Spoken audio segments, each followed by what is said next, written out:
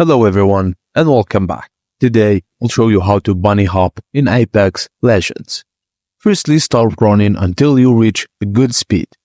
Press the hold to crouch button to avoid using toggle to crouch. You can adjust the settings in keybind settings. While sliding, hit the jump button. As soon as you land from the jump, hit the jump button again to keep moving fast.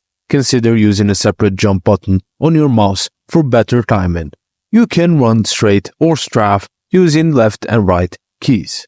Just ensure your crouch is set to hold instead of toggle for better control during the slide, and if possible, bind jump to an easily accessible mouse button to improve timing. Also, bunny hopping requires a lot of practice to get the timing right, so it's a good idea to try it out in the training area first. With these steps, you'll be able to bunny hop effectively in Apex Legends. Thank you guys for watching, and please don't forget to like and subscribe.